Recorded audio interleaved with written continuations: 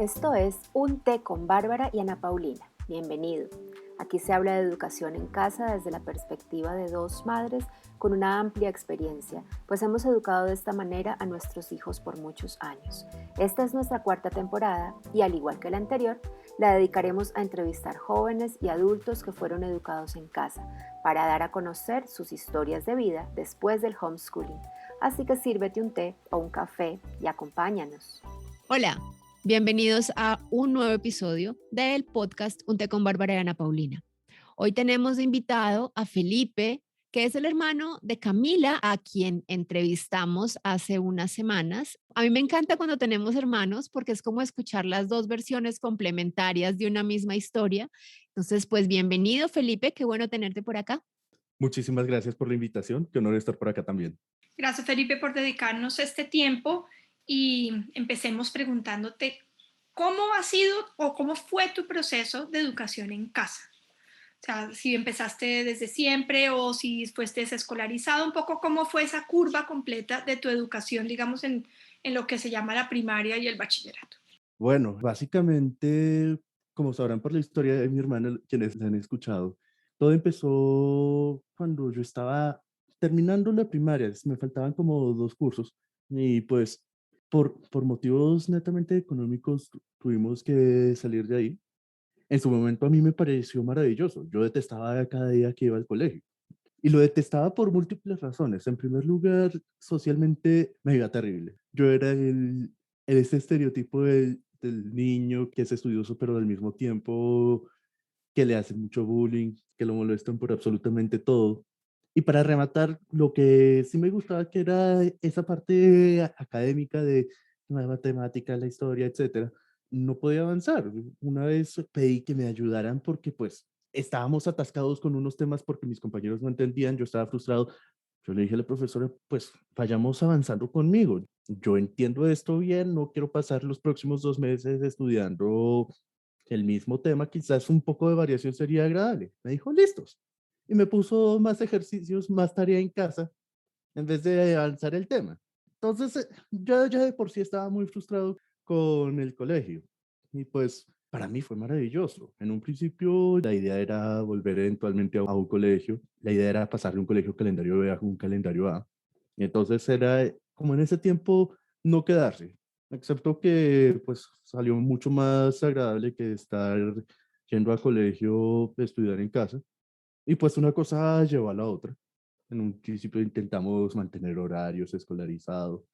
Finalmente yo terminé validando más que porque tenga un gran valor el cartón por pragmatismo, porque yo quería meterme en una educación superior formal. Pero eso ya fue elección personal. Pero consideras que fue, digamos, en tu experiencia, pues como muchacho y todo, fue lo que había que hacer. O sea, te cayó como anillo al dedo. Sí, ¿qué más le puede pedir uno a la vida, honestamente? Entonces terminaste tus estudios, digamos, validando y tú eres alumno de la Universidad Nacional, ¿verdad? Porque creo que estudias en la misma facultad que mi hijo Juan Pablo. Así es, Ok. estudio historia con él.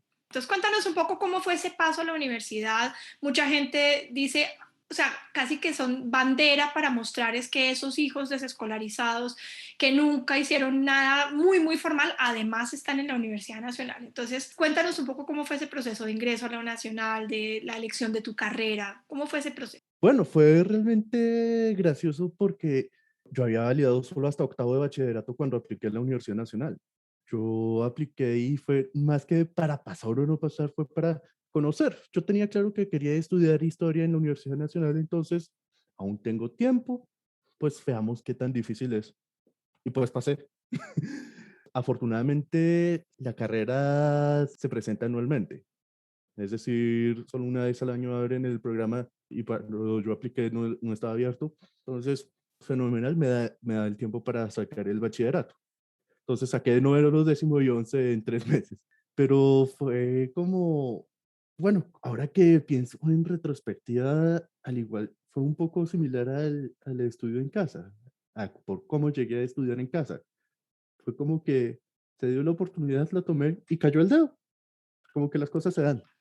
Maravilloso, quiere decir que tú hiciste validación grado a grado, no te botaste a hacer el ICFES para validar el bachillerato completo. No, lo hice grado a grado. Ahora, seamos honestos, el ICFES es un chiste. Pero, yo honestamente creí que iba a ser, pues, vuelve y juega. Mi primera experiencia con un examen desde que estaba en el colegio fue el examen de admisión a la universidad. Yo esperaba que fuera a ser algo similar, pero no lo fue. Después sentí que ahí botamos la plata, pero pues bueno. ¿Te preparaste para el examen de la Nacional, Felipe? No, no, la idea era simplemente ver cómo era. Y Es pues increíble. sí, Sí. y de hecho ahí caímos en cuenta que el examen de la Universidad Nacional no es un examen de conocimientos como lo es el ICFES. El examen de la Universidad Nacional prueba es que uno tenga una lógica, no los conocimientos. Ok, eso es importante para las familias. Yo tuve la experiencia de Juan Pablo, que se presentó al examen de la Nacional sabiendo absolutamente que no iba a pasar bajo ningún aspecto. Él realmente no había hecho de manera formal nada. Y se presentó, me acuerdo que llegó a la catedral, yo trabajo en la catedral y llegó con caras largas. Y me dijo, no, mamá, o sea, no hay chance. Y pasó con un puntaje buenísimo, entonces no es tampoco el coco que nos han contado. ¿Qué estás haciendo hoy en día, Felipe? Bueno, hoy en día estoy terminando ya la carrera. Originalmente iba a hacer tesis, pero eso hoy en día es más un encarte. Voy a hacer una pasantía. Si todo sale bien el próximo año, hago la pasantía y ahí salgo. Y pues básicamente le estoy dedicando más que todo tiempo a eso porque me preocupa un poco el futuro laboral con el campo. Irónicamente, estoy aspirando a ser profesor de colegio, lo cual es irónico y no tan irónico, pero realmente es casi mi objetivo a mediano plazo en este momento. Ya a largo plazo, maestrías, becas, etcétera. Como lo ha sido hasta ahora, ya veremos qué sale. Pues serás un infiltrado en el sistema. Cuando las mentes desescolarizadas llegan a ser profesores de colegio, hacen cosas maravillosas. Lo he visto por ahí en un par de casos y creo que si terminas siendo profesor de colegio, probablemente vas a hacer algo así. Yo quiero devolverme un poquito en la historia porque cuando entrevistamos a tu hermana, ella nos dio un poco más de detalles de cómo había sido el proceso y cómo la transición en la metodología que tu mamá había intentado implementar y que fue, por ejemplo, en su caso, ya dijo que hubo choques, mencionó que para ti había sido más sencillo. ¿Cómo sentiste tú la metodología que fue utilizada en tu casa para llevar a cabo el homeschooling, que sabemos que fue transformándose en el tiempo? ¿Cómo la viste tú? Pues para mí fue de más difícil a más sencillo, como de más estructurado a más orgánico incluso, porque vuelve y juega. En un principio era, un día vamos a estudiar este tema que está en este libro, teníamos espacio de recreo, teníamos otra vez que volver, espacio de almuerzo, otra vez volver, y ahí a las 3 se terminaba la clase con comillas grandes y listo, ya ahí termina el día escolar. Repítase de lunes a viernes. Pero eso no funcionó por tanto tiempo, porque en primer lugar, yo no di tanto la mano a torcer en su momento. También las cosas no fluían, vuelve y juega, no eran orgánicas. Eventualmente, no tengo en la cabeza muy claro cómo fue esta transición. Hubo muchos choques, sí, pero eventualmente llegamos a un punto en el que yo pasaba mi tiempo como yo lo quería. Yo soy muy de zambullirme en los links azules de Wikipedia y fue ahí como adquirí la mayoría del conocimiento del bachillerato. A veces hubo bastantes confrontaciones justamente por las usodichas validaciones y pues hacía la guía, los exámenes para cada curso eran un chiste y pues básicamente eso. No fue tan traumático vuelve y juega para mí porque yo ya estaba desesperado del colegio. Ahora que dices que te iba mal en el colegio y que te hacían bullying y todo esto, ¿cómo fue tu vida social una vez que saliste del colegio y en la universidad, todo este, digamos, proceso? Ha sido maravilloso, no lo cambiaría por nada. Por ejemplo, justamente para evitar caer en una burbuja, bueno, caer en otra burbuja, porque seamos honestos, el colegio es una burbuja de uno se está hablando con una gente en un espacio muy cerrado. Entonces, la idea era que no quedáramos tan aislados del mundo, sino que tuviéramos esa interacción social que tienen los niños, adolescentes, etcétera. Nos metimos al sistema de bandas sinfónicas inicialmente en Chía, después fuimos a Cajicá y después a Chía. Y pues es otro mundo. Yo estaba ahí con gente que tenía mis intereses. Resulta que no todo el mundo pertenece a una misma clase social, no todo el mundo va a un mismo colegio, a las mismas clases. No todo el mundo piensa igual que uno. No todo el mundo se desarrolla en un mundo igual al de uno. Entonces, ahí me pude desenvolver mejor. Lo mismo en la universidad. No es el monolito de esto es su compañero que vive una realidad casi idéntica a la de usted, sino que uno se encuentra con ese mundo, uno se salpica, se unta, y además creo que es muy interesante porque ahí uno empieza a construir una personalidad que no sea tan basada en acoplarse a ese monolito, sino en entender al otro y a sí mismo. Empieza ahí a haber un diálogo bien interesante.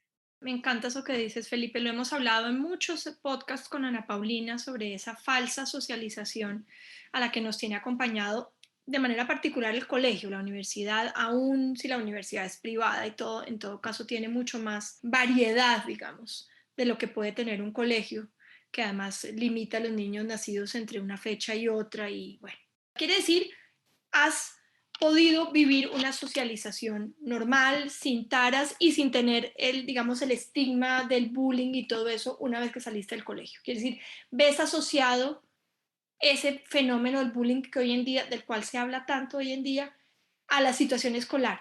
Sí, sí, porque es el fracaso de crear una sociedad estable en un colegio al intentar crear esas casillas. Es decir, vuelve y Sí. juega. Aquí me pongo bastante Foucaultiano la cuestión del colegio como la prisión, excepto que en vez de ser el panóptico, un solo guardia viendo todos los estudiantes se vuelven guardias entre ellos. Yo lo veo así.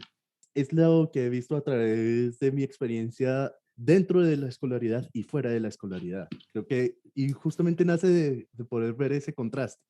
Sí, yo entiendo un poquito lo que estás diciendo porque muy recientemente, no lo había leído nunca, me leí Vigilar y Castigar de Foucault, entonces entiendo un poquito lo que estás diciendo porque es esa disciplina de la vigilancia permanente que se instala en cada individuo. Ya uno vigila a los otros y se vigila a uno mismo, casi que ni siquiera necesita al policía que lo esté vigilando.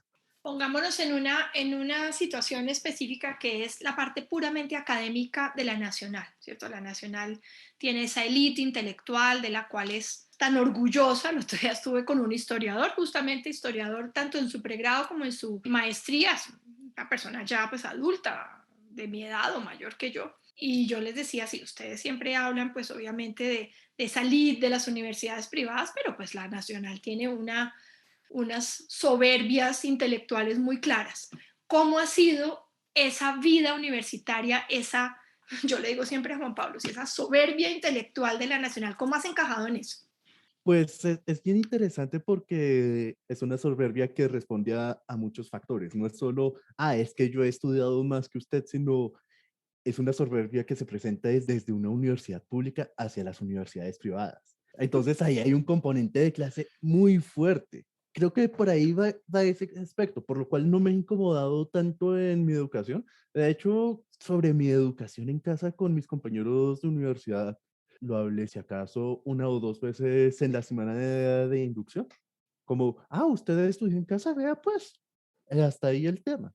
Es bien interesante, porque esa soberbia yo la veo más como una respuesta hacia quién es ese otro, porque es identificar a ese otro, más que que el ponerse un pomposo. Bueno, Ujú. como bien sabrás, hay gente de todas clases, pero obviamente es quizás la única oportunidad para mucha gente.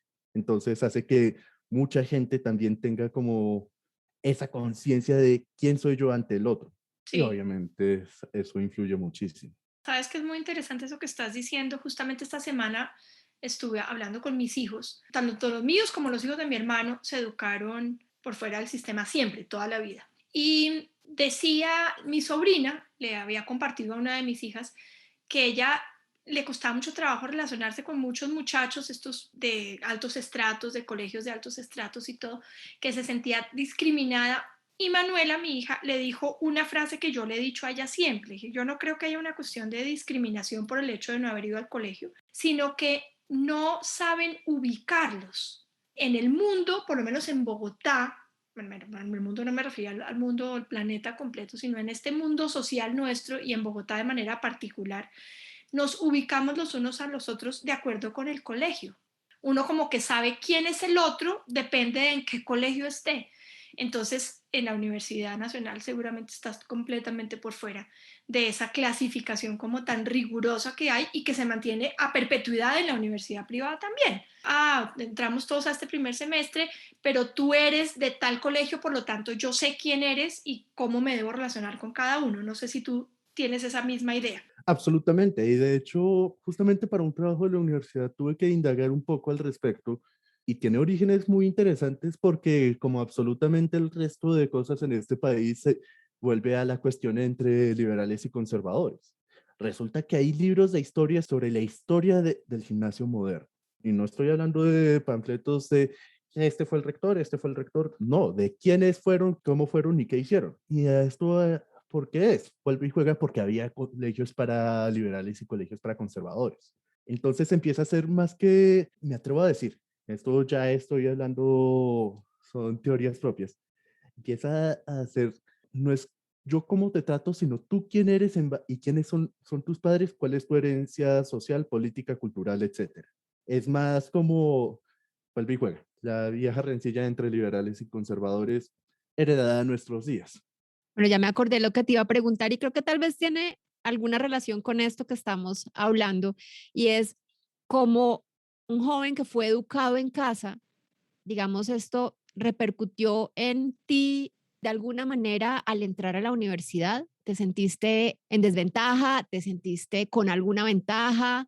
Bueno, no tiene tanto que ver con haber sido discriminado, pero sientes que eras diferente de alguna forma a los demás por el hecho de haber sido educado en casa.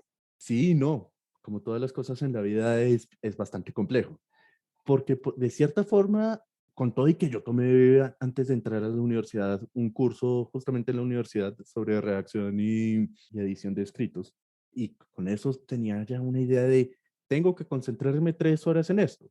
Y pues supe concentrarme 3 horas en esto, ya lo hacía antes, es simplemente saber manejar los tiempos, saber manejar los tiempos de concentración, etcétera, pero al mismo tiempo no tenía muy claro cómo escribir un ensayo. Y eso fue algo que me acomplejó en un principio, hasta que vi que el resto de humanidad tampoco sabía escribir un ensayo.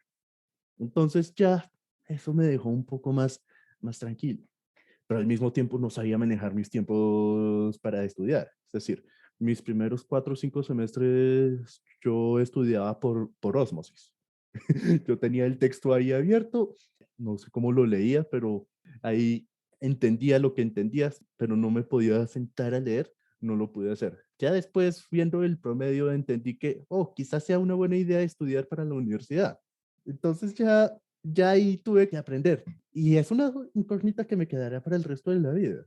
Si hubiera estado en un colegio, ¿habría aprendido a estudiar o habría aprendido a hacerme más el loco?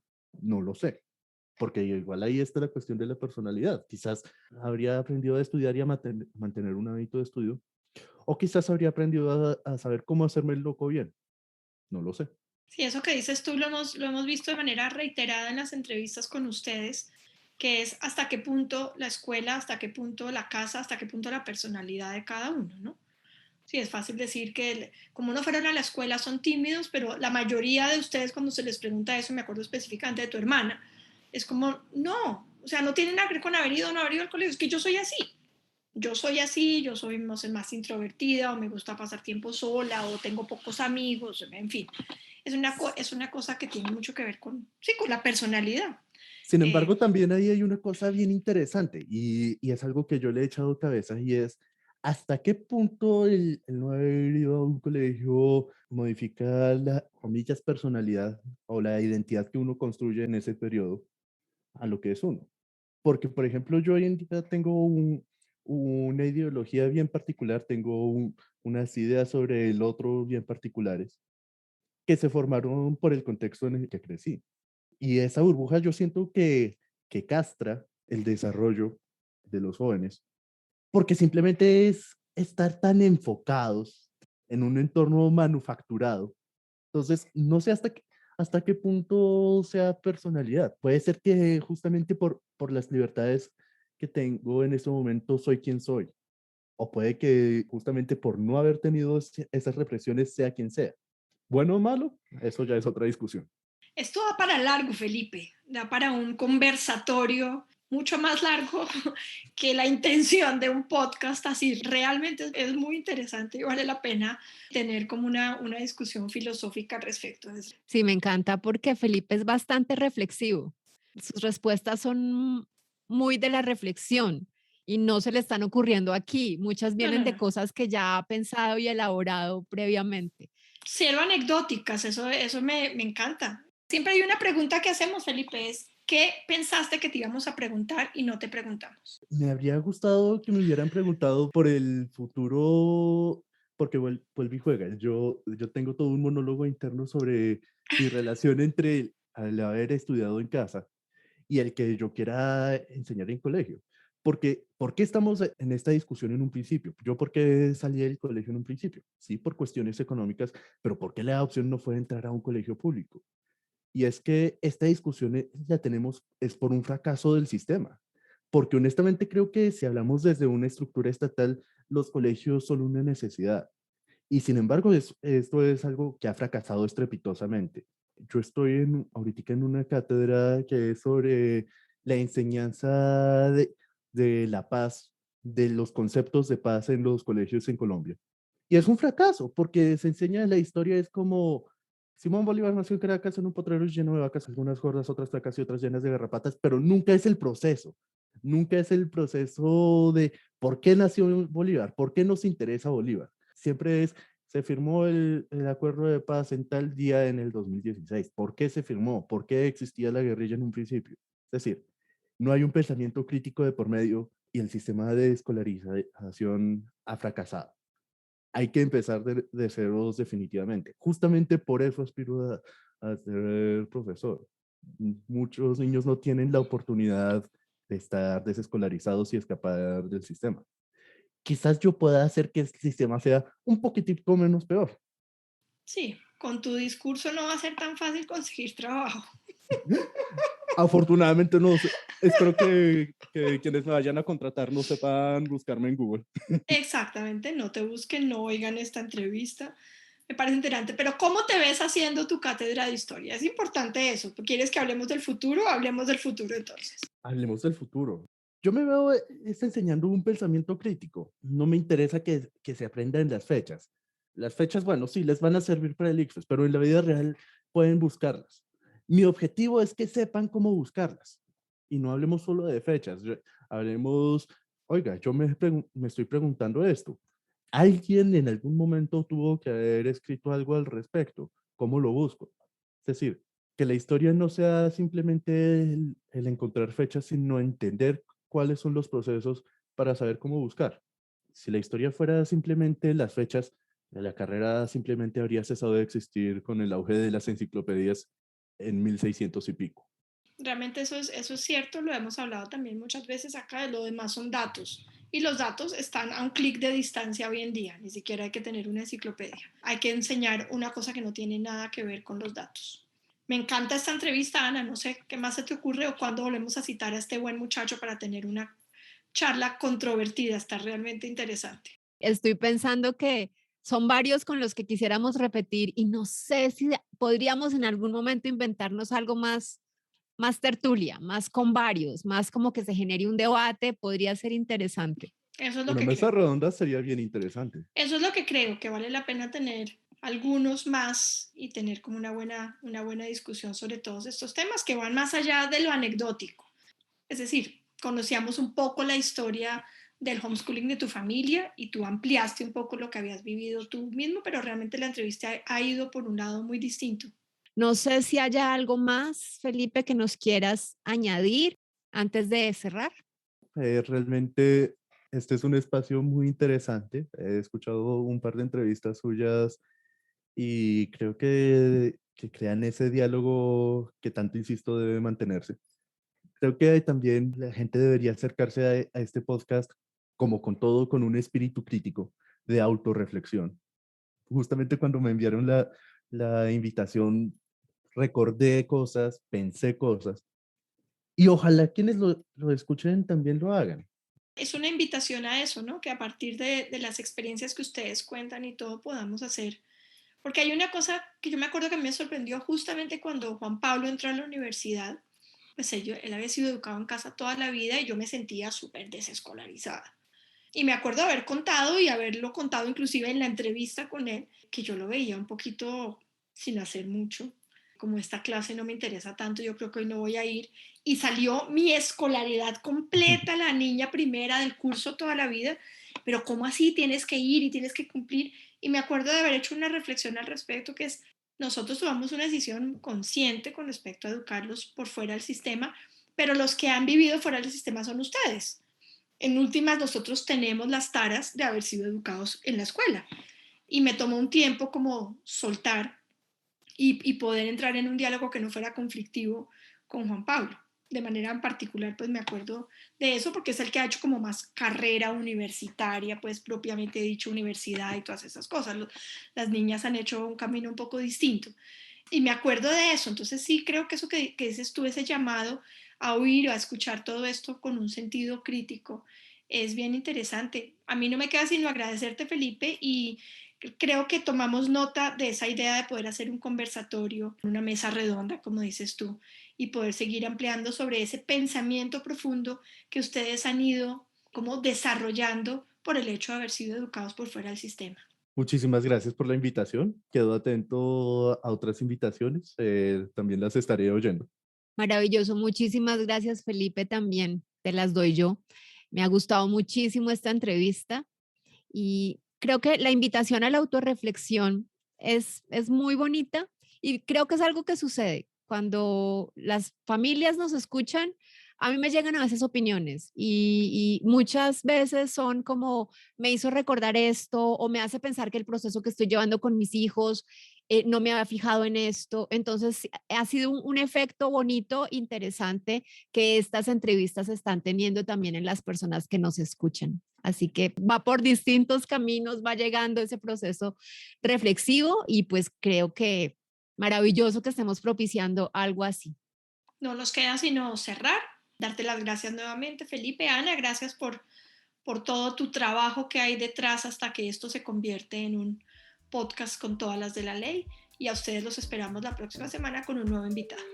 Detrás de cada capítulo hay muchas horas de trabajo en edición y grabación, gracias a las cuales puedes escucharnos cada semana. Si quieres apoyar este trabajo para que sea posible continuarlo, puedes hacerlo a través de la plataforma Buy Me a Coffee, por medio de la cual haces un aporte equivalente a comprarnos un café. Puedes encontrar el enlace en la descripción del episodio y también en la descripción de nuestro programa.